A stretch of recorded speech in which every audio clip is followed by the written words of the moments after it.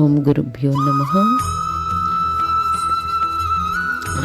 ప్రస్తుతం మనం ఉన్న జీవితానికండి బయట జీవితానికి చాలా చాలా తేడా ఉంది. అది తెలుసుకోలేక అందరూ బయట జీవితమే గొప్పది అని అనుకుంటారు. కానీ ఆధ్యాత్మిక జీవితం కూడా చాలా ఉంది.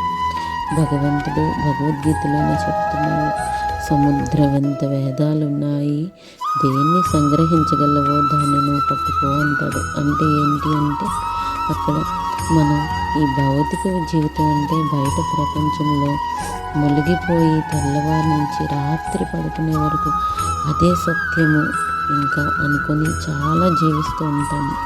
కానీ దాంతోపాటు 70 సంవత్సరాలు 80 సంవత్సరాలు వచ్చేసిన చాలామంది భగవంతుడి గురించి పూజలు వరకే, వ్రతాల వరకే అనుకుంటారండి.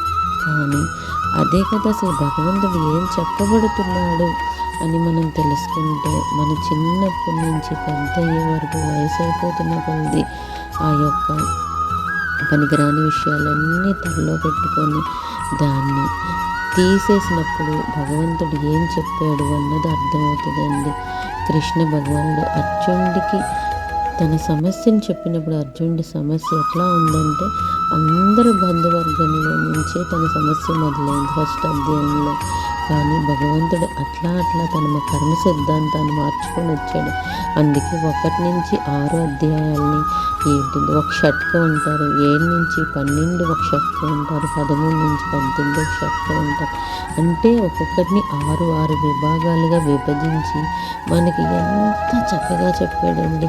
1 నుంచి 6 కర్మని ఎట్లా మార్చుకుంటే నువ్వు ఎట్లా తీర్చిదిద్దుకుంటే నరుడు నారాయణుడు అవుతా ఉంటాడు.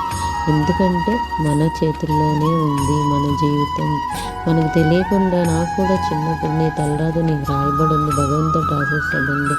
లేదండి, భగవంతుడు మన కర్మలు మనమే రాయబట్టి ఆయన సాక్షిభూతంగా చూస్తున్నాడు అంతే. పిచ్చి పిచ్చి ఇకారాలు అంటాడు 13వ క్షత్రజ్ఞుడు అనే 13వ అధ్యాయంలో. ఇకారాలు అంటే మనం తెలిసి తెలియక మనం చిన్న వాటికి కూడా బాగా రియాక్ట్ అయిపోయి పెద్ద భూతద్దంలో దాన్ని చూసి నలుగురు ఇంట్లోనే కాదు మానసికంగా మనం బాధపడిపోయి బయట వాళ్ళకి చెప్పి వాళ్ళని ఇబ్బంది పెట్టేసి ఎందుకండి ఒక్కసారి ఆలోచించి ఒక్కసారి ఆ భగవద్గీతని నిత్య జీవితంలో రోజుకొక 2 శ్లోకాలు కానీ అధ్యాయం కానీ చదివితే మన జీవితం మన చేతుల్లోనే ఉంది.